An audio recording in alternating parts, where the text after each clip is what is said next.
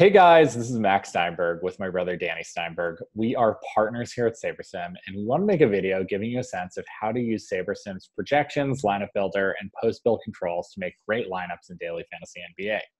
We also wanted to show you how SaberSim might differ from a traditional lineup optimizer that you might be used to. So I'll just let Danny take it from here. Yeah, let me start by explaining how traditional lineup optimizers work. Lineup optimizers, literally by definition, optimize your lineups based on average projected scores. If you wanted a win at DFS today, though, you care about upside, not averages. To maximize upside, you need to find the right stacks and the right value plays, pick good spots to fade the chalk, and consider all those factors when building the optimal lineups. Lineup optimizers ignore all those other factors, and that's why you have to tweak so many settings to get them to give you lineups that have any shot at winning. You need to fight what they were built to do in order to get the stacks, the ownership plays, and the right diversity you need to win. Yeah, and to do that, most people add a ton of rules of thumb to the optimizer to help it guide it towards better lineups. Not only does this take a ton of time, and by the way, good luck rebuilding everything quickly when reality hits and there's some really important late injury news, but it also leads to mediocre results because rules of thumb by nature force you to generalize. And with NBA, it's not clear exactly who you should stack or group together and when it's important and when it's not. And sometimes, SaberSim, when it shows the correlations, I'm kind of surprised because I don't, it's not that intuitive. For example, let's take Marc Gasol. Usually power forwards and centers, if you look at historical data, are reverse correlated. But Marc Gasol is actually a center who gets quite a bit of assists and shoots threes. And because of this, he's actually correlated with a guy like Serge Ibaka. This is similar to, a point guard who we know historically is usually correlated to lots of players, is correlated to a big man like Pascal Siakam. Yeah, well, it's just kind of fascinating that each unique player kind of has their own unique characteristics that make them uniquely correlated or reverse correlated to players on their own team and other teams. And that's really hard to quantify unless you simulate every game like SaberSim does. With a traditional optimizer, it's kind of up to you to figure out who's going to be correlated and who's not and who to group together. Every player and every team is different, and it's hard to know what to do. The onus is really all on you.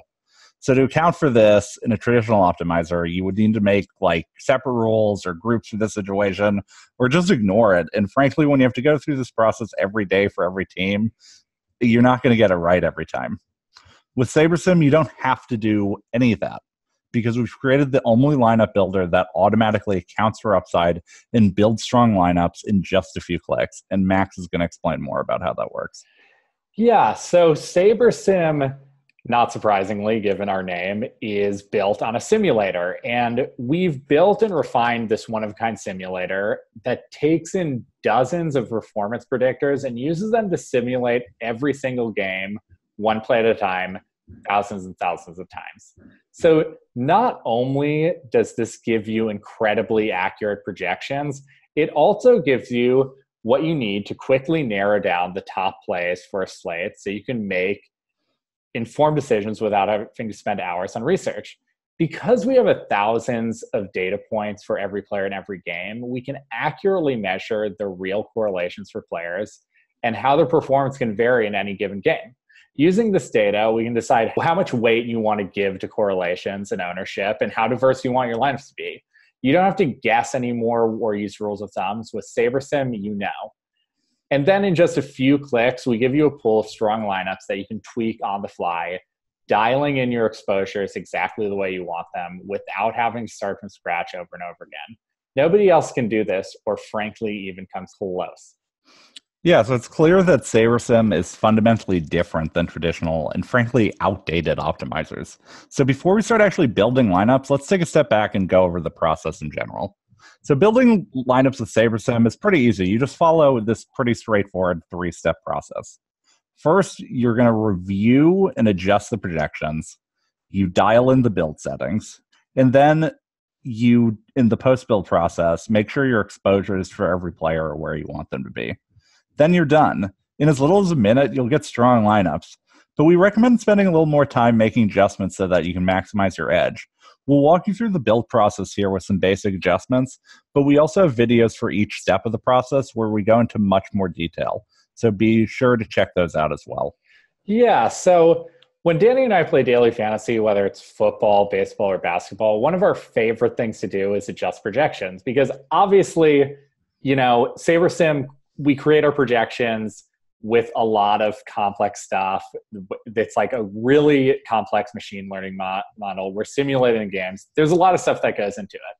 That being said, it's also really fun, and there's also lots of data out there to sort of perfect these projections. And you can adjust quickly, especially taking into account injuries and so on and so forth. So we give you a really strong baseline to work with, but we also give you tools in order to adjust projections individually or on a team level. So if you look at the left side here, there's an overview of the games on the main slate. You can see you can actually adjust how many points a team is going to score, like so. And that can be really helpful when you think differently than SaberSim or think you have some sort of angle. So let's say, and I'm not actually just pulling this out of the ether, I kind of think this, that the Pelicans have a lot of really young players. They're going to play really fast. And Toronto, they're going to be an elite defense, I'm sure, eventually. But for now, at the start of the season, it might take some time to gel. So maybe we think New Orleans is going to score a few more points than we expect them to. What we can do is actually adjust their projection and apply those changes. And SaberSim is going to do a bunch of stuff behind the scenes to update projections for all the players in the game based on the new total you put in. So as you can see, you're going to see some of these New Orleans players have higher projections. The Toronto players are going to have a little bit lower projections. And we're going to be able to adjust things on a team level that just nobody else can really do because of the data we get from our simulations. So this is a powerful way to adjust projections on a team level without having to do much on an individual level or trying to adjust players in general, because a lot of times you're just going to have something like a pace adjustment and you're just going to want to adjust based on the pace of the overall game. And this allows you to do that. Yeah, or if you think an offense or a defense is going to be better than you think the data backs up, then that's another reason you could, go be higher or lower on certain teams. And if you want finer control than that, you can adjust individual players too. So maybe you think Anthony Davis is going to be really good in LA with LeBron. Maybe their team's going to play faster. You can adjust his projection upward. So maybe, like Max, you think Dwight Howard is not going to play as much as you know, and you can adjust Dwight Howard downward a little bit. You can also adjust ownerships as well. We give you a lot of control here with adjustments. On a given NBA slate, especially with late news, you're going to have to make some more key decisions. It's really important to be able to make those adjustments in a time crunch. It's something that Max and I do on a regular basis. We go into a lot more detail on this in our video specifically on adjusting projections. So if you want more information, be sure to check that video out. Right. So now it's time for the second step, which is dialing in the build settings. So let's say we want to make 20 lineups for one of the big contests on DraftKings.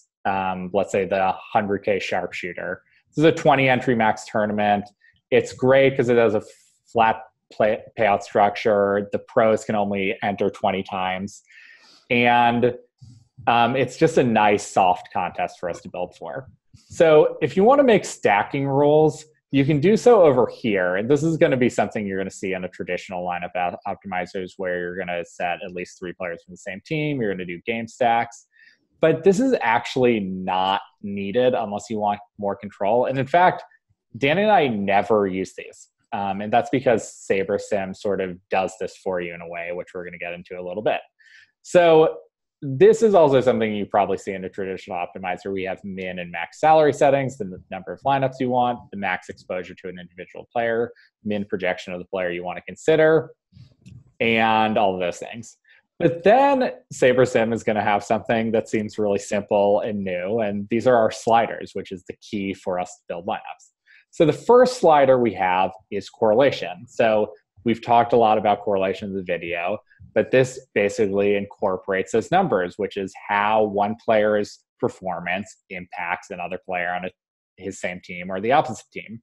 A higher correlation weight favor players who do well when the others do. This is like something like a stack. While a negative weight is going to favor players who do well when another player in your lineup does poorly. So this is going to be something you're going to want if you're making a cash game lineup. Right. Yeah. The next is ownership fade. So this incorporates the projected popularity of players into your lineup. A higher ownership fade is going to favor less popular players, while the negative weight favors more popular players.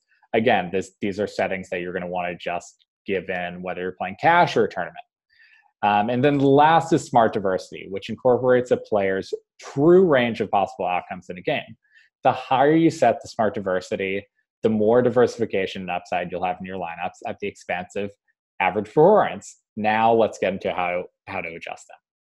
Yeah, so for correlation, if you're doing a GPP where you're trying to maximize to win something that has like a very top-heavy prize pool, you're going to want to set the correlation setting to pretty high. This is a little different from NFL or something like baseball where players are very, very correlated. You can see that they're not that correlated in NBA, but you still want to leverage their correlation as much as possible. And we certainly take the small correlations into consideration when we're making the lineups. So ownership fade is another setting. This really depends on the type of contest you're doing. Since we're doing a lower stakes contest, we're banking on our competition to make more obvious build mistakes and maybe not be on the absolute best plays as highly as a higher stakes tournament. So when that's the case, you don't need a lot of ownership fade. We suggest setting it to a low setting. If you're playing in a higher stakes contest, this is much more important to possibly set it higher. So lastly, smart diversity, which Max touched on earlier. This is a really powerful feature and one we have actually dedicated an entire video on. So head over to YouTube if you want to learn more about it.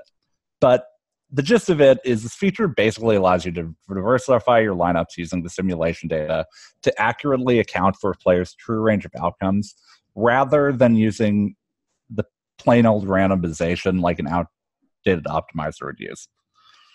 Anytime we build lineups, I usually set that setting to pretty high because not only does it make your lineups diverse and give you less risk, but it also captures some of the natural upside that we see in our simulations. Yeah, this is one of my favorite settings. I really encourage you to check out the video that just talks about that.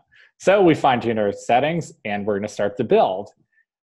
This is going to take us to our third and final step of the process, adjusting exposures. Something that I like to call the quality control process. So what's happening now is we're building your lineup pool.